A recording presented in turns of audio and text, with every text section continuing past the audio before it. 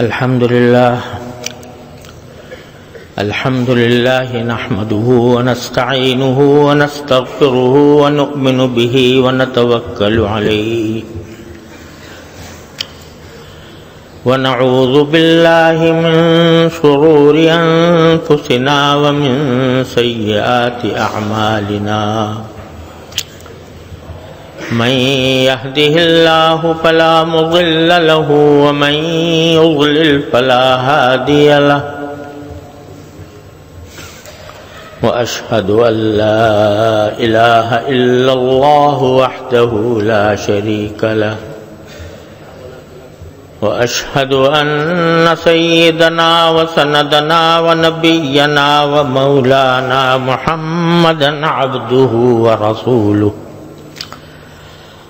صلى الله تعالى عليه وعلى آله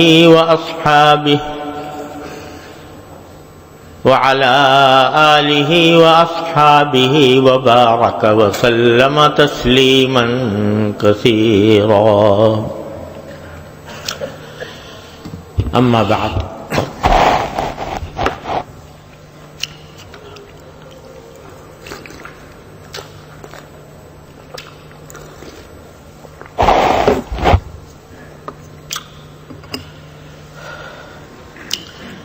اللہ تبارک و تعالیٰ کے فضل و کرم سے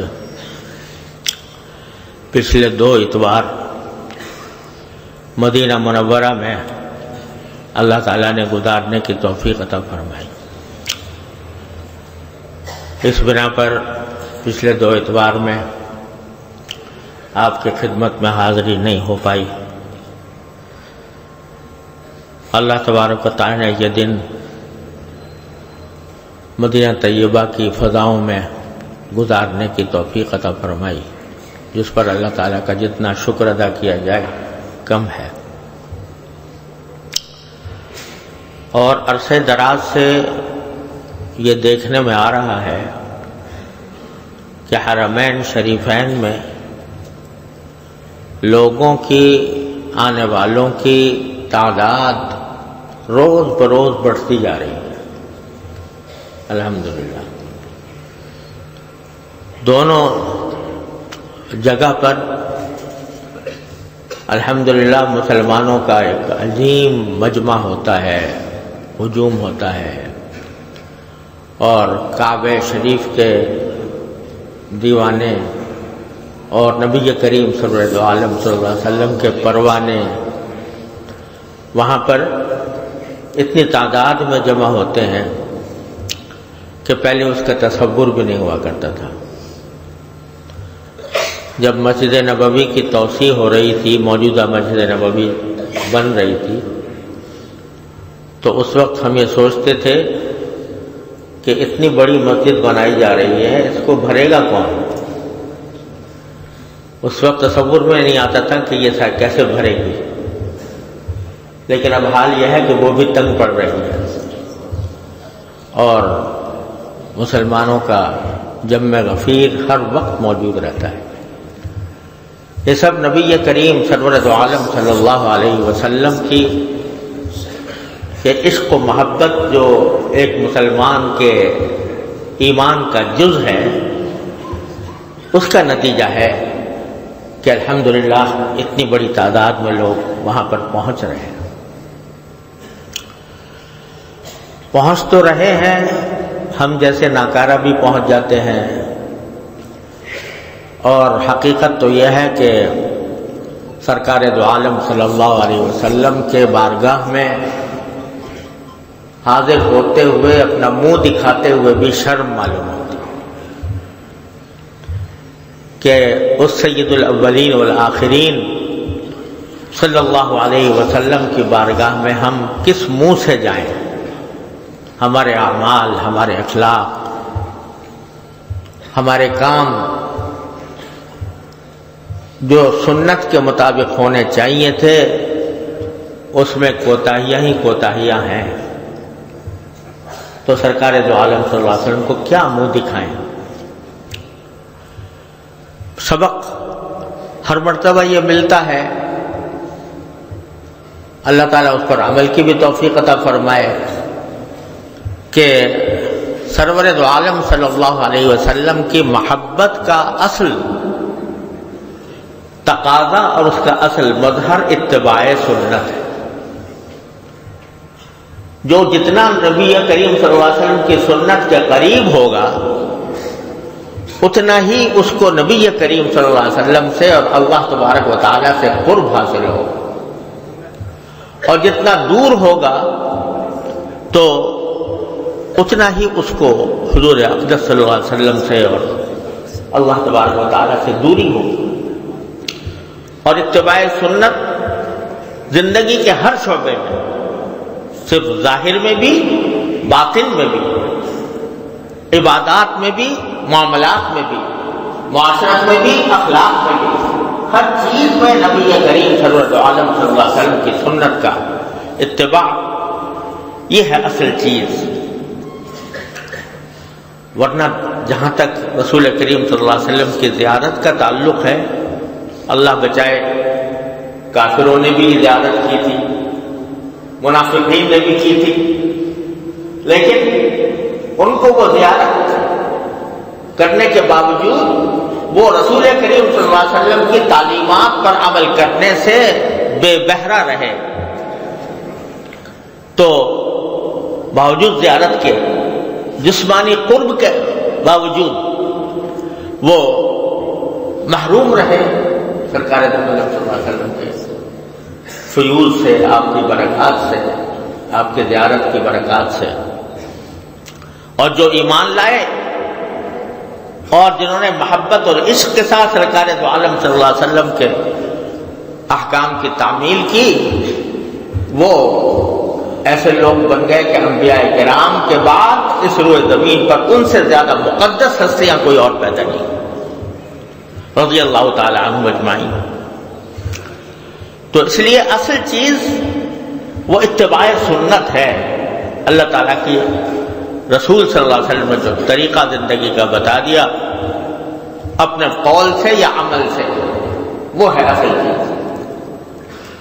میرے والد واجد حضرت مولانا مفتی محمد شفیع صاحب رحمۃ اللہ علیہ، اللہ تعالیٰ ان کے درجات بلند فرمائے، انہی کا یہ سب فیض ہے جو آپ دارالعلوم کی شکل میں دیکھ رہے ہیں. انہی کی رات کی دعاؤں کا ثمرہ ہے، انہی کی اللہ تعالیٰ کی بارگاہ میں رونے اور اللہ تعالیٰ کی بارگاہ میں گڑ گڑانے کا ثمرہ ہے جو آپ دارالعلوم کی شکل میں دیکھ رہے ہیں. اور دارالعلوم کی شکل ہی میں نہیں بلکہ معارف القرآن کی شکل میں، جواہر الفقہ کی شکل میں، فتاوی کی شکل میں اللہ تبارک و تعالیٰ نے ان کا فیض پھیلایا.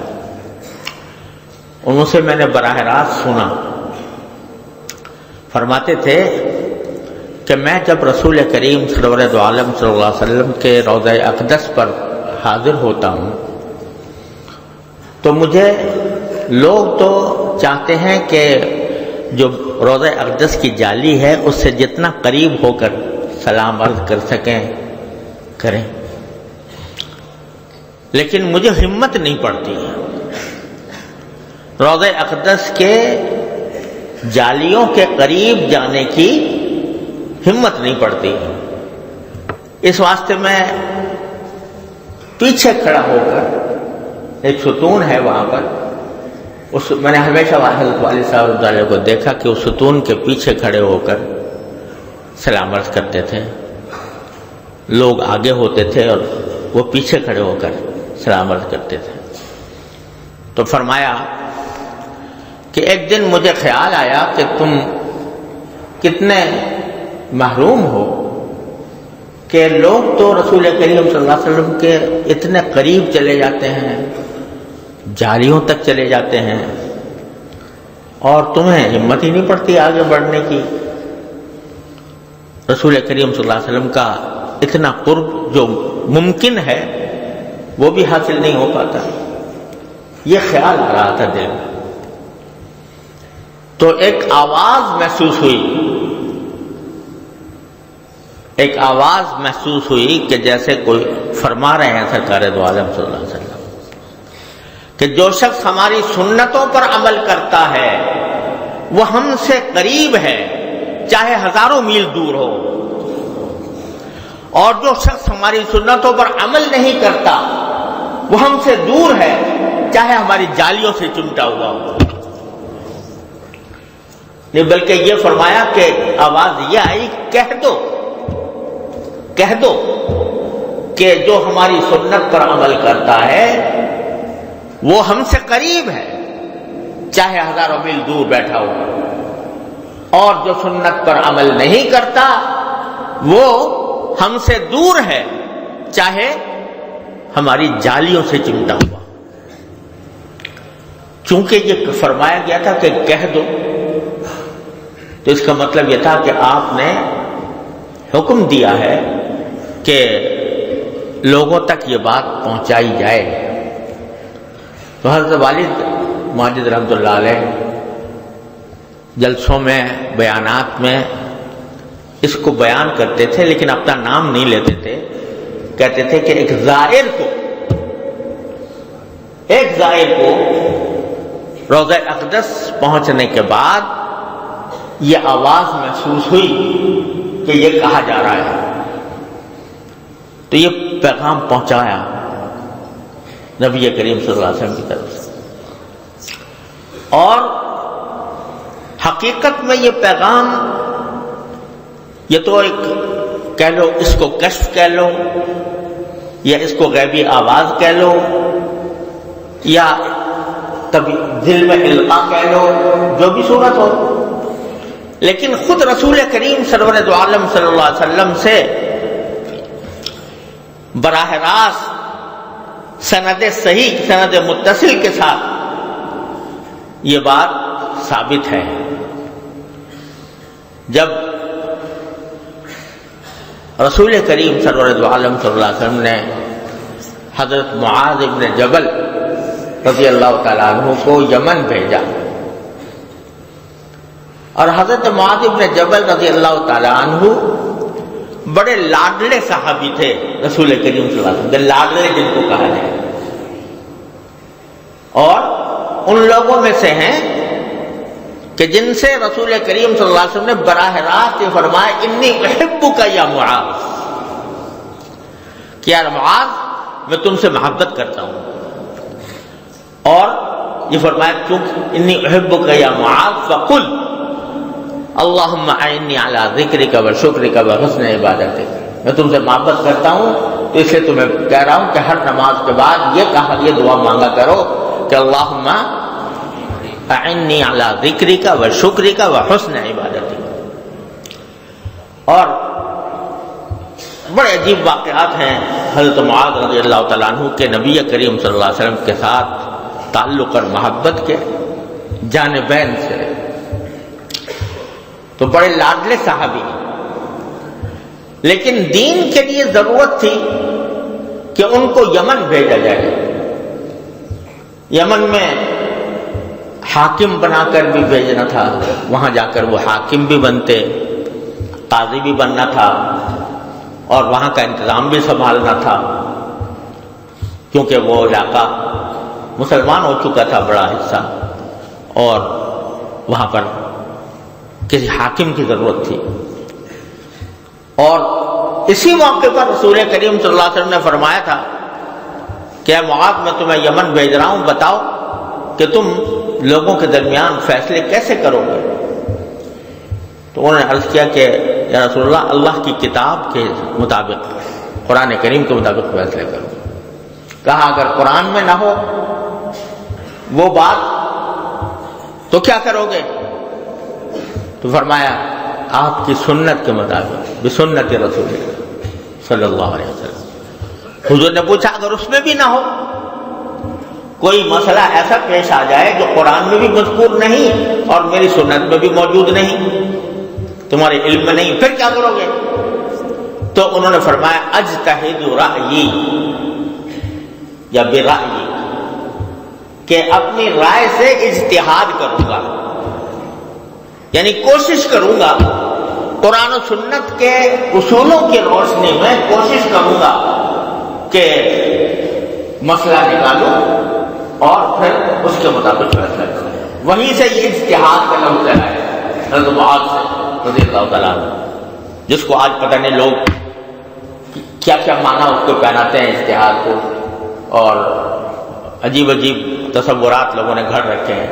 اصل اس کی یہ کہ حضرت جہاں قرآن میں کوئی حکم نہیں، جہاں حدیث میں کوئی حکم نہیں، تو اس وقت قرآن و حدیث کے جو اصول ہیں ان کی روشنی میں کوئی مسئلہ مستنبط کرنا، یہ ہے اجتہاد۔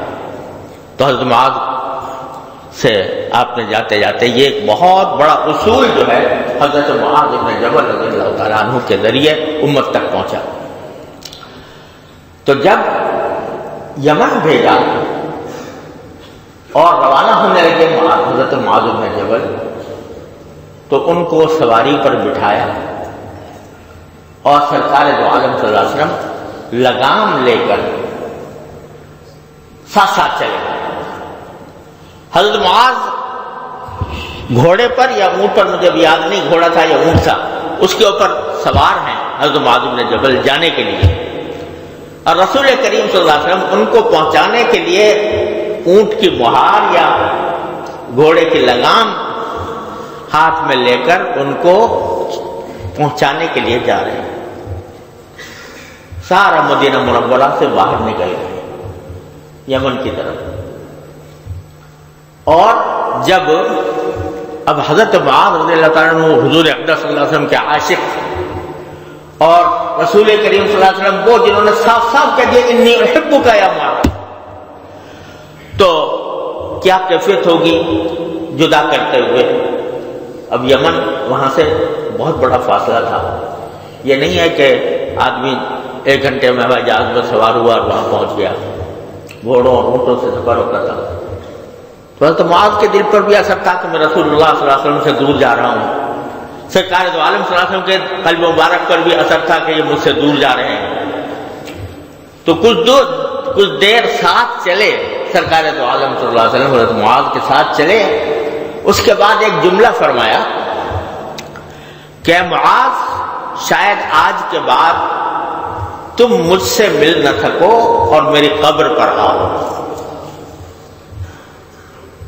آج کے بعد تم مجھ سے مل نہ سکو اور میری قبر پر آؤ، یہ جملہ فرمایا حضرت معاذ رضی اللہ عنہ۔ حضرت معاذ رضی اللہ تعالیٰ عنہ جو اب تک ضبط کیے بیٹھے تھے رسول کریم صلی اللہ علیہ وسلم سے جدائی کو، جب یہ جملہ سنا کہ اب اس جلوے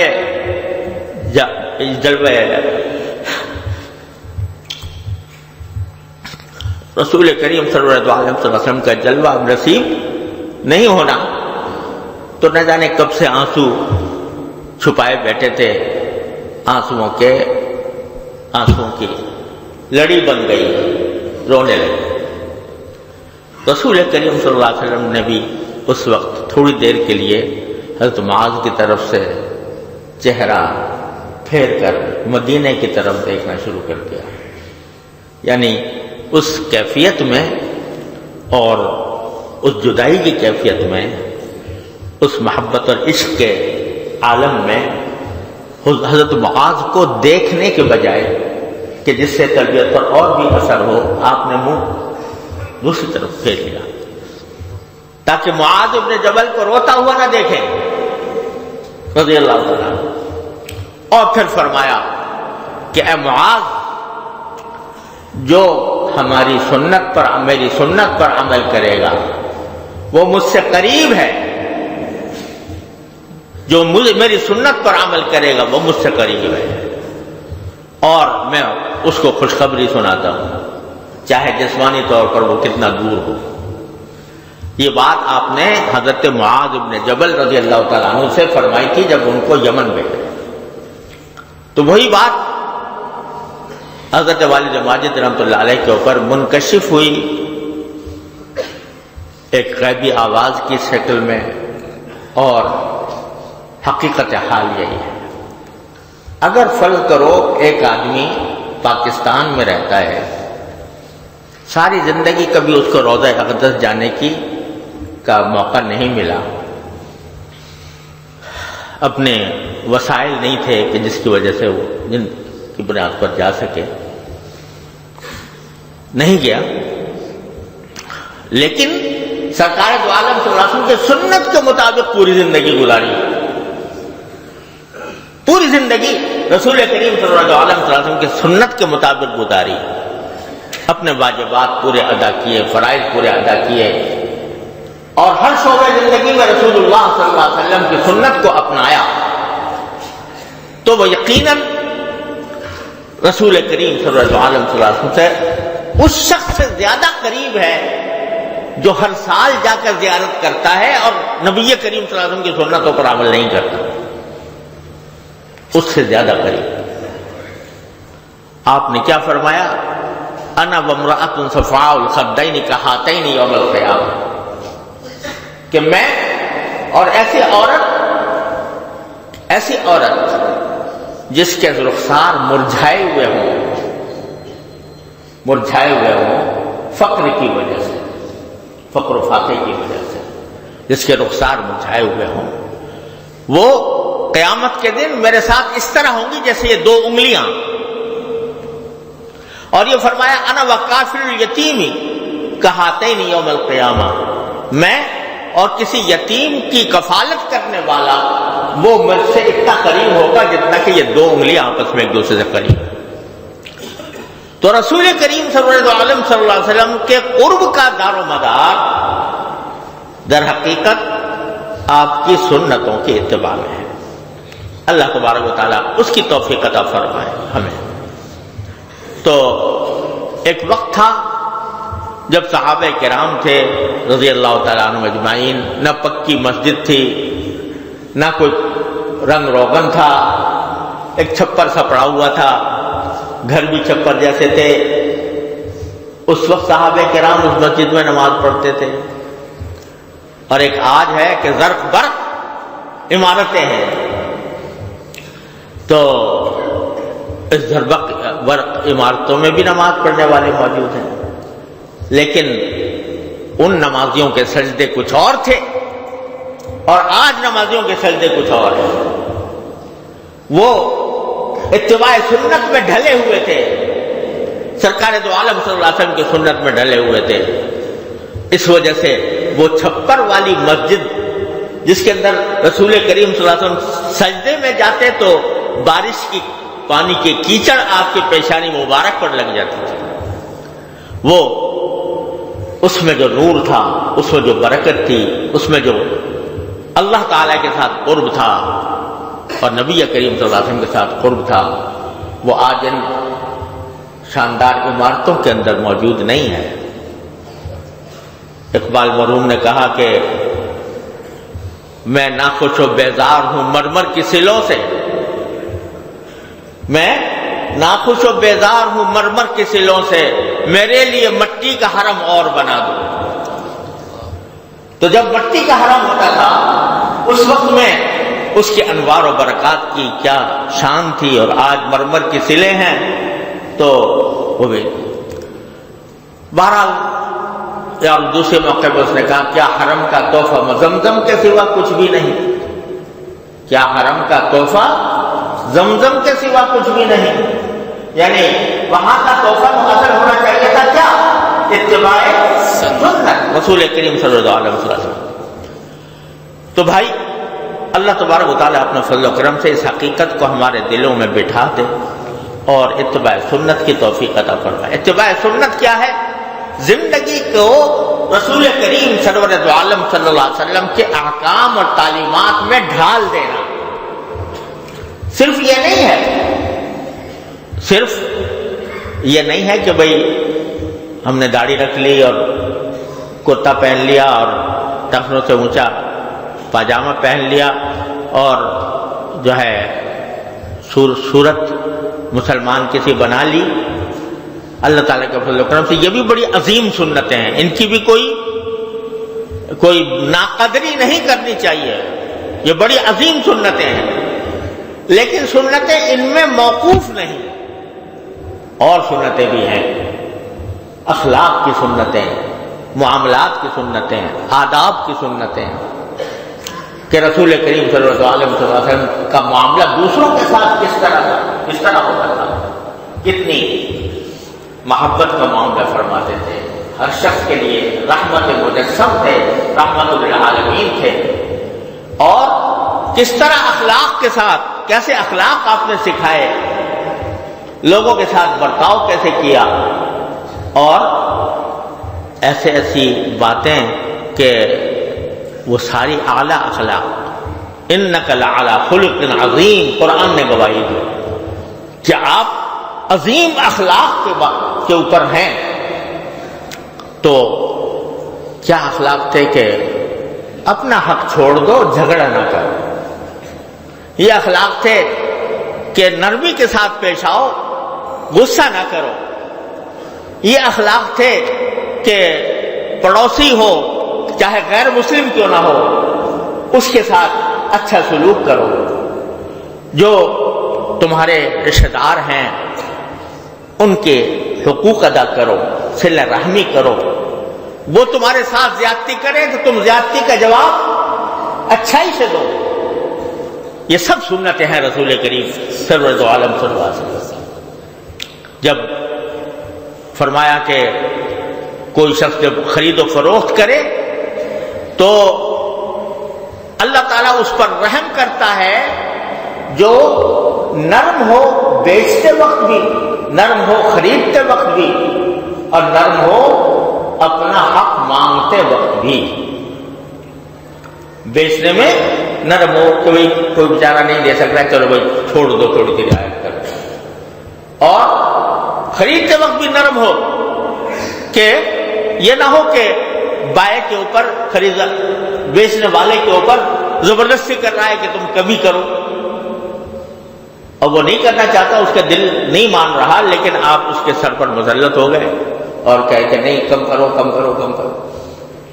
تو یہ نہیں، بلکہ نرم ہو. لینا ہے تو لے لے، نہیں تو چلے جائے. اور اسی طرح دوسرے سے اگر حق مانگنا ہو تو اس وقت بھی کیا ہو، نرم ہو، یعنی نرمی کے ساتھ اپنا مطالبہ کرے حق کا.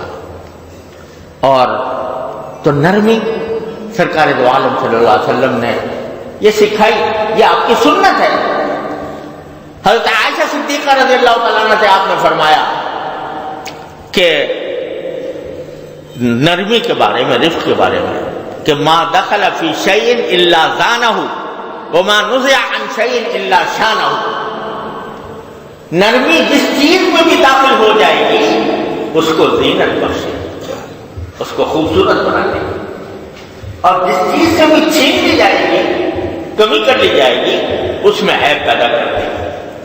حضرت عائشہ صدیقہ رضی اللہ عنہ وہ کیا کس موقع پر فرمایا تھا کہ یہودی جو تھے بڑے شریر ہوتے تھے رسول کریم صلی اللہ علیہ وسلم کے زمانے میں. تو جب حضور اقدس صلی اللہ علیہ وسلم کے پاس آتے تو یہ کہتے السلام علیکم، یعنی جیسے کہنے کو دکھا رہے ہیں کہ ہم السلام علیکم کہتے ہیں، لیکن وہ لام کو بیچ میں سے کھا جاتے ہیں، السلام علیکم کہتے ہیں. اب سام کے معنی ہوتا ہے موت، سلام کے معنی تو ہے سلامتی، اور سام کے معنی موت. تو ایک طرح سے بد دعا دیتے ہیں. تو ایک مرتبہ جب کہ ابھی پردے کے شاید احکام نہیں آئے تھے، ایک یہودی آیا اور اس نے رسول کریم صلی اللہ علیہ وسلم سے کہا کہ السلام علیکم، السلام علیکم. حضرت عائشہ سن رہی تھی تو حضرت عائشہ نے جواب میں فرمایا اس کے کہ علیک السلام واللعنہ، تمہارے پر موت ہو، لعنت ہو جاتا ہے. اس موقع پر رسول کریم صلی اللہ علیہ وسلم نے فرمایا کہ اے عائشہ سختی نہ کرو، سخت جواب نہ دو. تو یا رسول اللہ انہوں نے کھلا یہ آپ کو بددعا دے رہے ہیں تو میں کیوں جواب نہ دوں ان کا. فرمایا کہ تم نے سنا نہیں میں نے کیا کہا؟ تو آپ نے پوچھا کیا کہا؟ میں نے تو صرف جب انہوں نے کہا السلام علیکم تو میں نے کہا علیکم، علیکم کہ تم پر، یعنی جو تم مجھے کہہ رہے ہو وہ تم پر. تو بس اتنا کہا، یہ جواب دے دیا. یہ نہیں کہا کہ علیکم السلام واللعنہ. تو اس موقع پر فرمایا کہ عائشہ، نرمی جس چیز میں بھی داخل ہوگی اسے زینت بخشے گی، اس کو مزین کر دے گی، خوبصورت بنا دے گی. اور جس چیز سے نکال لی جائے گی نرمی، اسے وہ عیبدار بنا دے گی. لہذا معاملہ جس کے ساتھ بھی ہو نرمی کا معاملہ کرو. اب یہ یہودی ہے اور کافر ہے، حضور اقدس سورۃ عالم صلی اللہ علیہ وسلم کے پاس کھڑے ہو کر کھلم کھلا وہ آپ کی ساتھ بدتمیزی کر رہا ہے، اس پر بھی رسول کریم صلی اللہ علیہ وسلم نے یہ نہیں فرمایا کہ عائشہ یہ تمہارا کہنا صحیح ہے، بلکہ اس کو آپ کو نرمی کی تلقین فرمائی.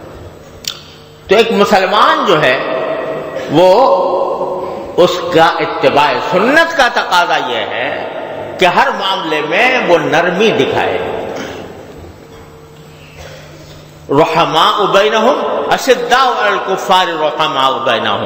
صحابہ کرام کی تعریف میں اللہ تعالیٰ نے فرمایا کہ کفار کے مقابلے میں جب جنگ ہو جائے تو سخت ہے، لیکن آپس میں رحماء بینہم، ایک دوسرے کے ساتھ رحم کا برتاؤ کرنے والے ہیں.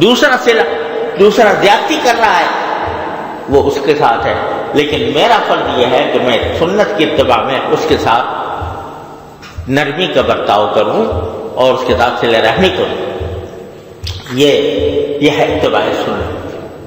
آج کل ہم نے اتباع سنت چند چیزوں کے اندر محدود کر لیا ہے، تو خوب سمجھ لو کہ یہ ساری چیزیں اس میں داخل ہیں.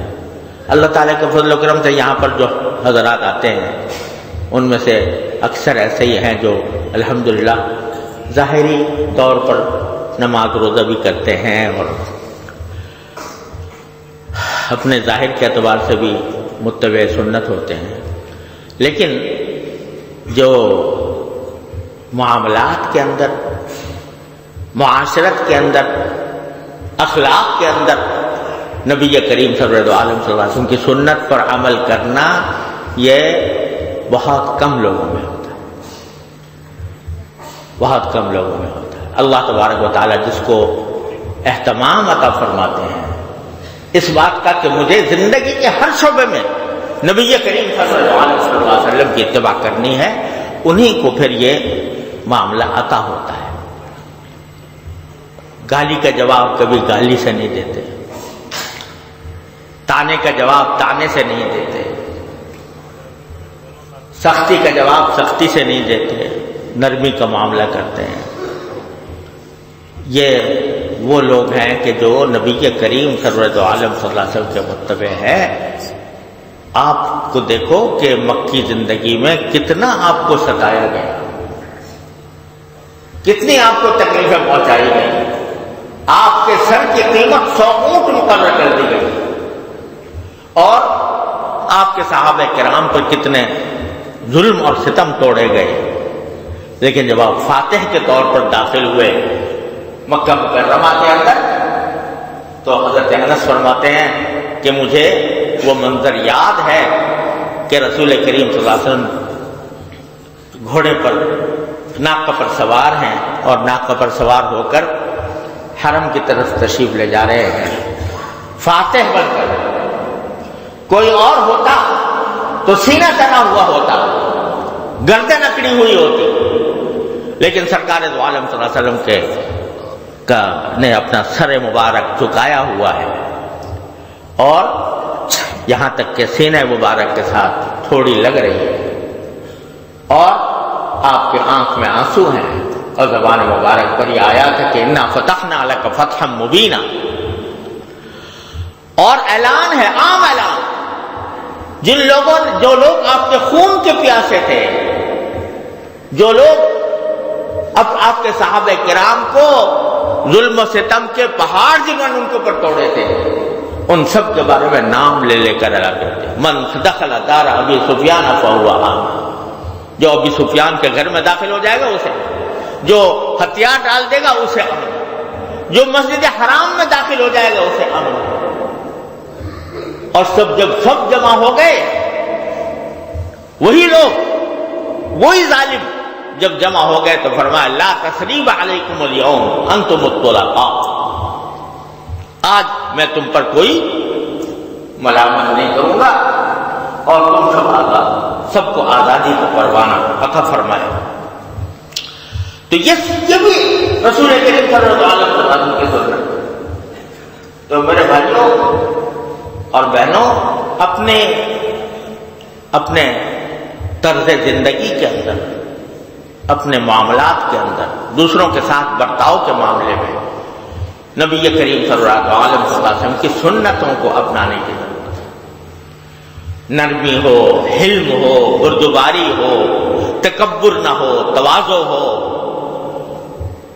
دوسروں کا اکرام ہو، اور دوسروں کے ساتھ، خلق خدا کے ساتھ محبت ہو۔ سب سے پہلی حدیث جو محدثین پڑھاتے تھے وہ یہ حدیث تھی کہ الرحمون یرحمہم الرحمن تبارک و تعالی، جو دوسروں پر رحم کرتے ہیں رحمان ان پر رحم کرتا ہے۔ ارحموا من فی الارض یرحمکم من فی السماء، تم زمین والوں پر رحم کرو، آسمان والا تم پر رحم کرے۔ یہ جو جنگ اور جہاد ہوا ہے، جہاد رسول کریم صلی اللہ علیہ وسلم کے زمانے میں، وہ ایک فقہاء کرام کہتے ہیں جہاد حسن لعینہ ہی نہیں ہے، حسن لغیرہ ہی، یعنی اپنی ذات میں لڑائی جھگڑا کوئی اچھی بات نہیں ہے، لیکن ضرورت کی وجہ سے اس کو اختیار کیا جاتا ہے۔ اسی لیے فرمایا کہ لا تتمنوا لقاء العدو، تم دشمن کے مقابلے کی تمنا نہ کرو، بلکہ وصلوا اللہ العافیہ، اللہ تعالیٰ سے عافیت مانگو۔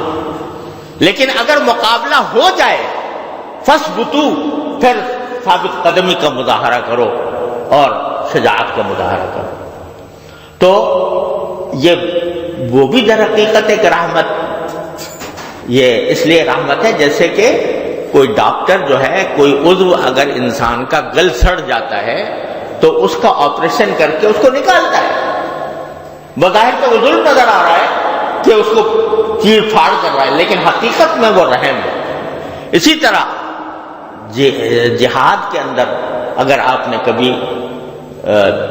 کبھی نہیں، بہت سے غزوات آپ نے کیے ہیں، اور یہ فرمایا کہ انا نبی الملحمہ، میں معرکوں کا نبی ہوں، تو معرکے بھی آپ نے بہت کیے، لیکن وہ ضرورت کی بنا پر کیے، اللہ تعالیٰ کے حکم کے مطابق، اور اس میں بھی رحم و کرم کا برتاؤ فرمایا کہ جنگ کے اندر کوئی قانون نہیں ہوتا تھا، پہلے آپ سے پہلے کوئی قانون نہیں تھا، بچے آ گئے تو بچوں کو مار دیا، عورتیں آ گئی تو عورتوں کو مار دیا، لیکن رسول کریم صلی اللہ علیہ وسلم نے جب بھی کوئی جنگ اور جہاد کا موقع آتا تو آپ یہ تلقین فرماتے کہ بھائی بوڑھے آدمی کو نہیں مارنا، عورت کے اوپر ہاتھ نہ اٹھانا، بچوں کو قتل نہ کرنا، جو لوگ عبادت میں مشغول ہیں، یعنی کافر اپنی کفر کے مطابق عبادت کر رہا ہے،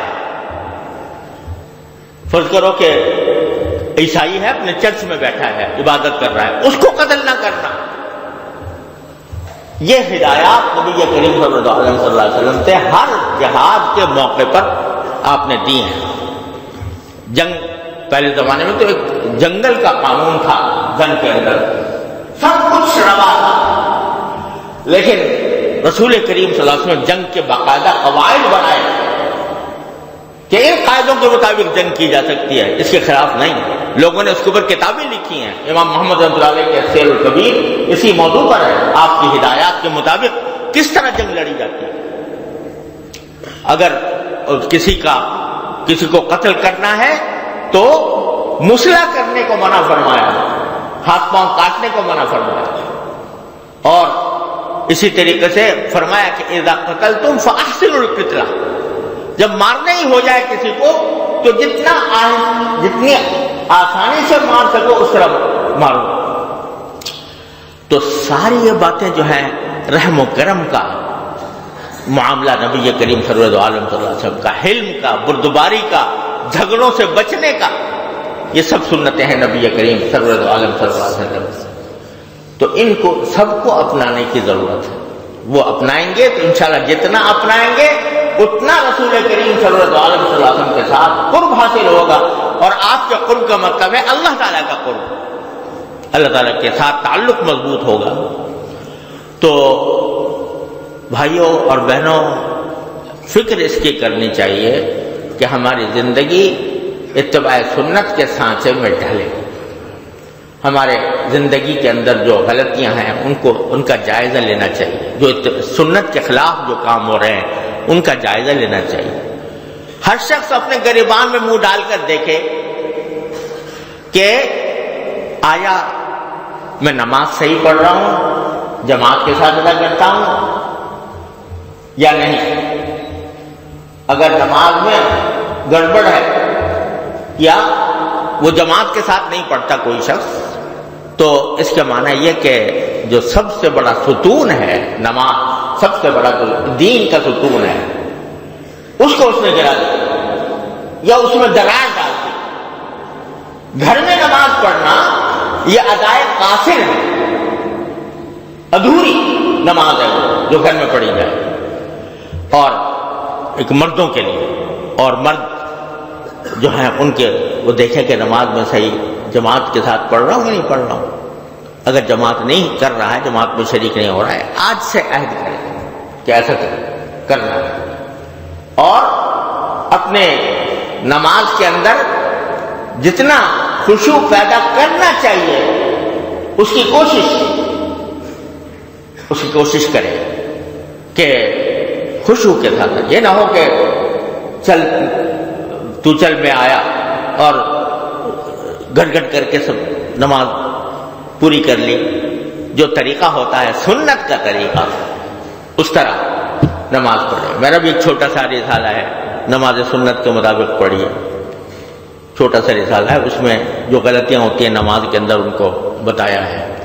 وہ ہر مسلمان کو پڑھنا چاہیے اور اس کے اوپر عمل کرنا چاہیے. اسی طرح آدمی یہ دیکھے کہ بھئی میں جب خرید و فروخت کرتا ہوں، بازار میں جاتا ہوں یا بیچنے کے لیے یا خریدنے کے لیے، تو رسول کریم سرورت عالم صلی اللہ علیہ وسلم کے مطابق کرتا ہوں یا آپ کے خلاف کرتا ہوں. ایک مرتبہ رسول کریم سرورت عالم صلی اللہ علیہ وسلم نے کسی سے اونٹ قرض لیے تھے، اونٹ ادھار پر لیے تھے.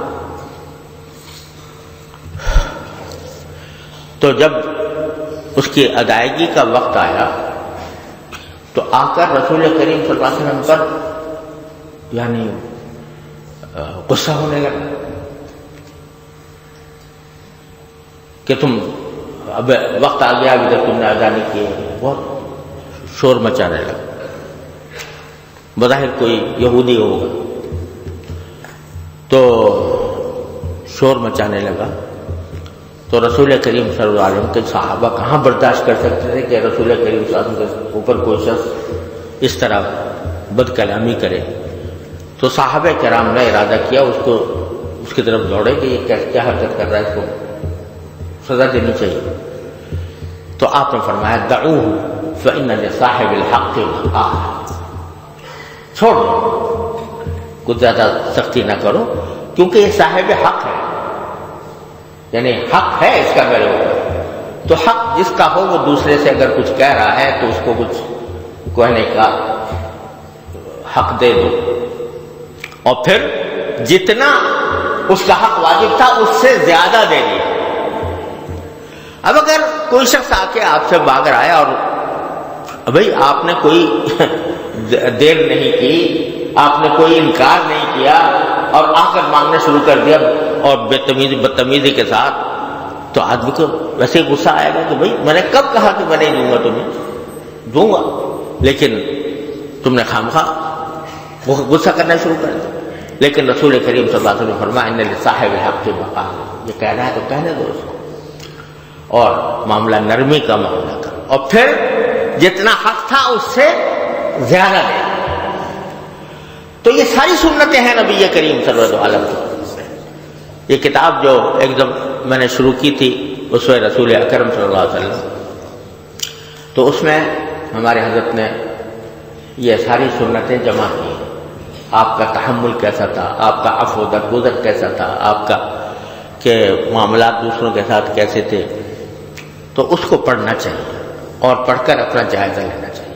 کہاں کہاں میں نبی کریم صلی اللہ علیہ وسلم کی سنت کی خلاف ورزی کر رہا ہوں، اس کا جائزہ لے کر اور پھر اپنی اصلاح کی فکر میں لگ جانا چاہیے. یہ ہم جو مجلس یہاں پر کرتے ہیں یہ محض تقریر کرنے اور بیان کرنے اور سننے کے لیے نہیں ہے. ہم سب کو اصلاح کی ضرورت ہے. ہم میں سے کوئی بھی ایسا نہیں ہے جس کو اپنی اصلاح کی ضرورت نہ ہو. تو فائدہ اسی وقت ہے کہ جب ہم یہاں سے آئیں تو پھر یہاں سے کچھ پیغام لے کر جائیں اور اپنی اصلاح کی فکر کر کے جائیں. اللہ تعالیٰ اپنے فضل و کرم سے اپنی رحمت سے ہم سب کو اس کی توفیق عطا فرمائے. وصلی اللہ تعالیٰ علی خیر خلقہ سیدنا مولانا محمد وعلی آلہ وصحبہ اجمعین. یا اللہ یا رحمان یا رحیم یا کریم، اپنے فضل و کرم سے ہمارے گناہوں کو معاف فرما. یا اللہ ہمارے تمام چھوٹے بڑے اگلے پچھلے خفیہ علانیہ سارے گناہوں کو اپنی رحمت سے معاف فرما دے. یا اللہ ہماری مکمل مغفرت فرما. یا اللہ ہماری شامت اعمال ہم سے دور فرما دے. یا اللہ ہم سے ہماری شامت اعمال کو دور فرما دے. یا اللہ یا رحمان یا رحیم یا کریم، جتنے حاضرین و حاضرات ہیں ان کے دل میں جو جو مرادیں ہیں آپ سب سے واقف ہیں. اپنی رحمت سے ان کی مرادیں پوری فرما، ان کی حاجات پوری فرما. یا اللہ ان کے دلوں ان کی جو مشکلات ہیں ان کو آسان فرما، ان کے جو مسائل ہیں ان کو آسانی کے ساتھ حل فرما دے. یا اللہ بیماروں کو شفائے کامل و عاجل عطا فرما، تنگ دستوں کو تنگ دستی سے نجات عطا فرما. یا اللہ جو اور کسی طرح پریشان ہے اپنی رحمت سے ان کی پریشانیوں کو رفع فرما. یا اللہ ہماری ساری مرادوں کو عافیت کے ساتھ اپنی رحمت سے پوری فرما دیجیے. یا اللہ جن جن لوگوں نے ہم سے دعا کے لیے کہا ہے ان سب کی دلی مرادوں کو پورا فرمائیے. یا اللہ کسی نے پرچہ بھیجا ہے کہ مجاہد صاحب کی کوئی عزیزہ کا انتقال ہو گیا ہے، ان کے لیے اللہ تعالیٰ ان کی مغفرت فرما. یا اللہ ان کی مغفرت فرما. اور اسی طریقے سے ایک صاحب نے محمد یونس ہیں ہمارے طالب علم، انہوں نے درخواست کیا کہ ان کی والدہ صاحبہ بیمار ہیں. یا اللہ اپنے رحمت سے ان کو صحت و عافیت کاملہ عاجلہ مستمرہ عطا فرما اور ہمارے سارے متعلقین کو عافیت دارین عطا فرما. یا اللہ ہمارے ملک کی حفاظت فرما. یا اللہ ہمارے ملک کی حفاظت فرما، اس کو صحیح معنی میں اسلامی فلاحی ریاست بننے کی توفیق عطا فرما. یا اللہ اپنے رحمت سے اپنے فضل و کرم سے ہماری پاکستان کی افواج کو یا اللہ دشمن کے مقابلے میں فتح مبین عطا فرما. یا اللہ دشمن کے مقابلے میں فتح مبین عطا فرما. یا اللہ ان کو اس کے ہمت اور شجاعت عطا فرما، اخلاص للہ عطا فرما اور جزائے خیر عطا فرما. وصلی اللہ تعالی علی خیر خلقہ سیدنا مولانا محمد وعلی آلہ واصحابہ اجمعین. آمین برحمتک یا